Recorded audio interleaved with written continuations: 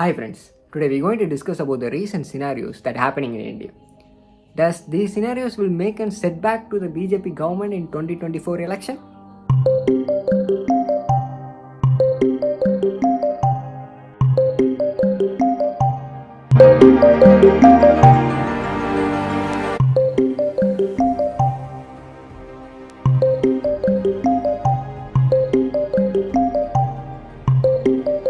And before discussing about these scenarios, if you need an information about the geopolitics behind Papua New Guinea, we have done a video about it. Check out in this video description.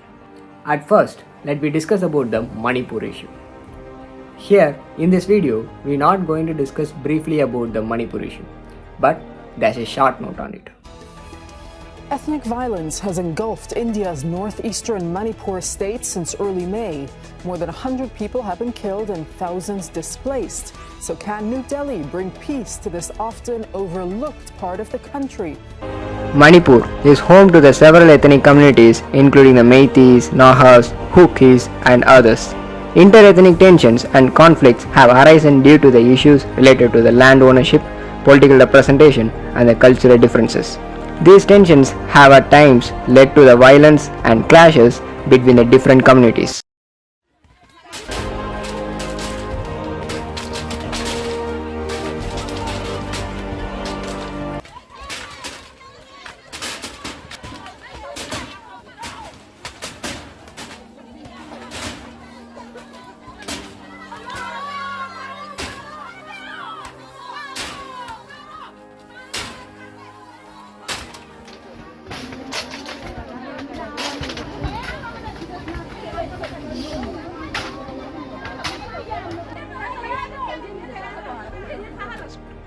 The current conflict is between the Meiteis and the tribals in the extension of the hills versus plains.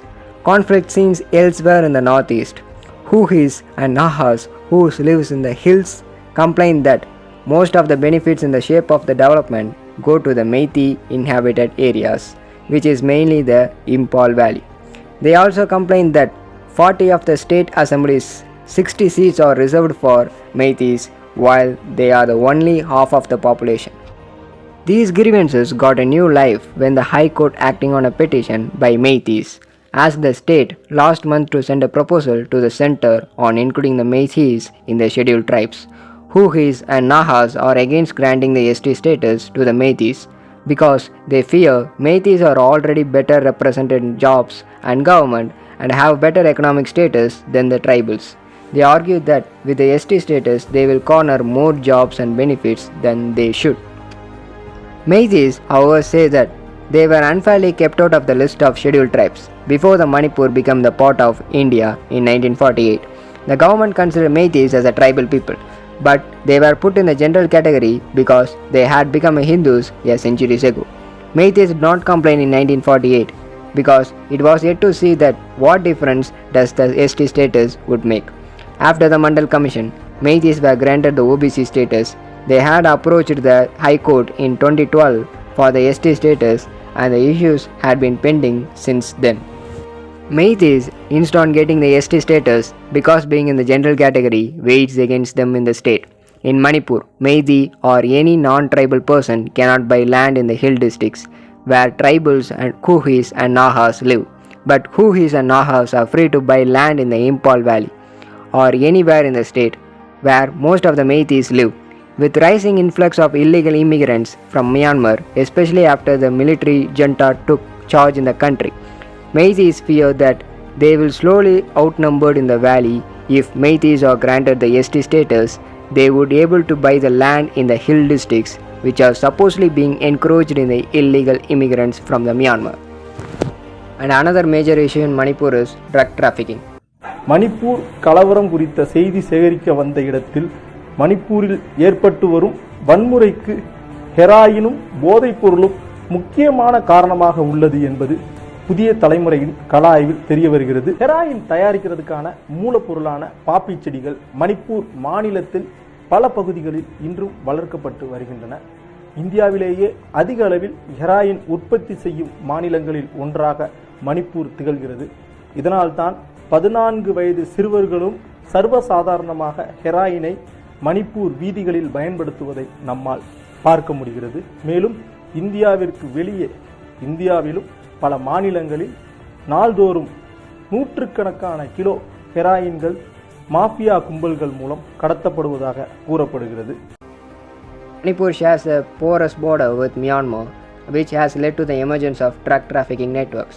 The state serves as a transit route for the smuggling drugs like heroin and other illicit substances. Drug abuse and addiction have become a significant social issues in Manipur, affecting the health and well-being of its population, particularly the youth. And this issue can become a setback to the Modi government in 2024 election. A few weeks ago, Mr. Prime Minister Modi had visited the US. The former President of US, Mr. Barack Obama, has stated about the Manipur issue like this.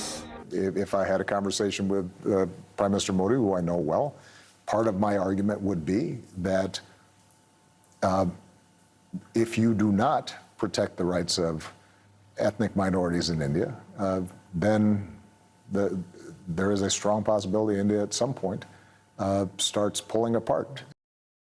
And not only in US, the Manipur issue had made a debate in European Union's parliament.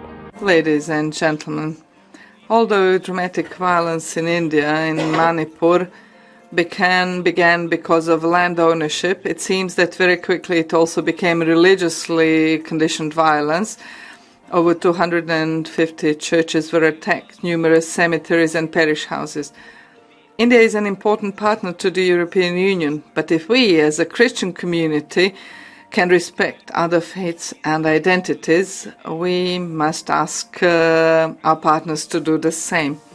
I propose an urgent visit by the European Special Envoy for Religious Freedoms to India, and the way Indian government will treat this proposal will show whether the authorities there are for the time being only powerless in such cases, or whether they knowingly allow persecution of religious minorities by radical groups. Our message must be clear. We will not turn our heads away from violence, and we will not turn our backs on persecuted Christians. On the Manipur question, Suhasini, this is a matter totally internal to India. We are aware of what the Brussels in the Parliament happening, and we have made a reach out to the concerned EU parliamentarians, but we have made it very clear to them this is a matter totally and absolutely internal to India. And the next scenario is the unity of opposition political parties. UPA is called India. That's the new acronym given to the UPA. The UPA name itself has been scrapped. It's now been called India. The alliance of 26 opposition parties have been renamed, and that is Indian National Developmental Inclusive Alliance, which equals to India. That's the acronym given. Political parties had set a team to oppose the BJP. And the political ground is getting hotter like this. As the big development coming from the state of Maharashtra, seems like the NCP will be moving away from the Maha Vikas Aghadi.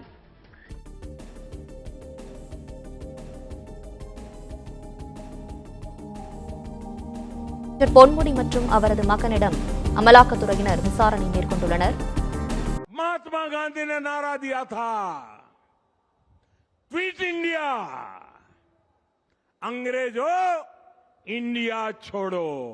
आज का मंत्र है भ्रष्टाचार, quit India, भ्रष्टाचार छोड़ो India,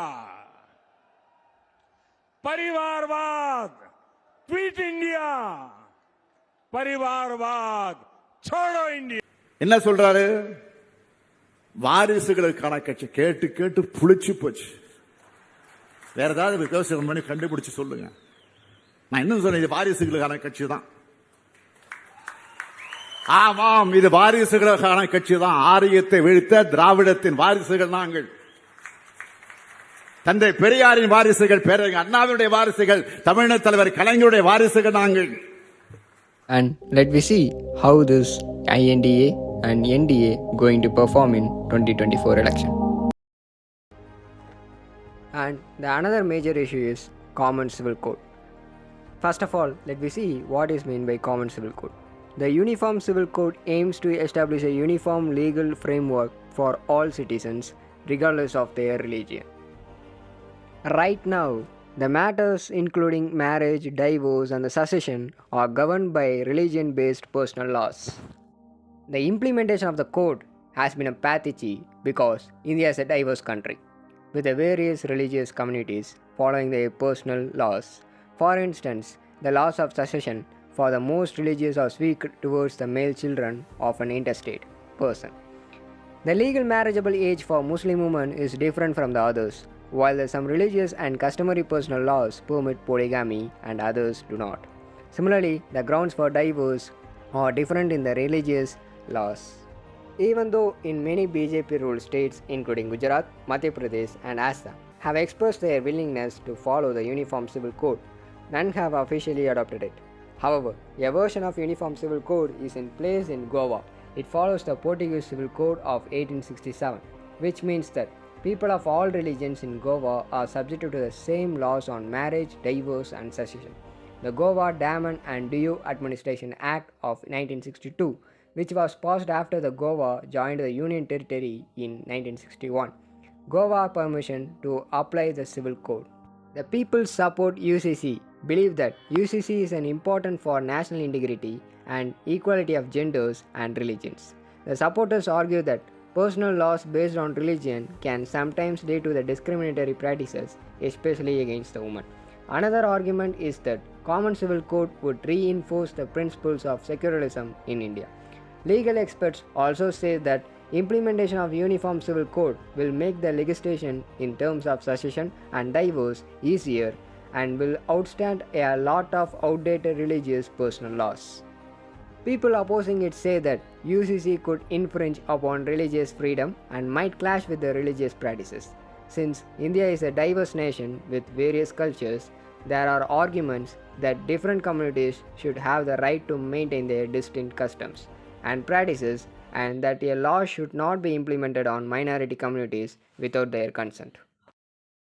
இந்த common civil code இத சொல்லும்போது அவங்க இன்டைரக்டா என்ன நினைக்கிறாங்கன்னா இஸ்லாமியர்களை மட்டும் அந்நியப்படுத்த நினைக்கிறார்கள். நேற்று அமித்ஷா என்ன பேசுறாரு, இந்த காமன் சிவில் கோட் வரும்போது ட்ரைபல்ஸையும் கிறிஸ்டியன்ஸையும் ரெண்டு பேரையும் நம்ம தள்ளி வச்சிடலாம், அவங்களுக்கு இந்த சட்டம் வேண்டாம்னு சொல்றாரு. அப்ப இது எப்படி காமன் சிவில் கோடா இருக்கும்? அமித்ஷா அவர்கள் நாகாலாந்துல பேசியிருக்கார்.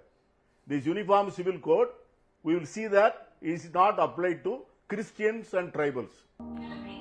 However, friends, India is a subcontinent.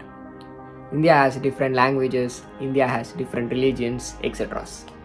The uniformity of India should get longer and longer. That's all today, friends.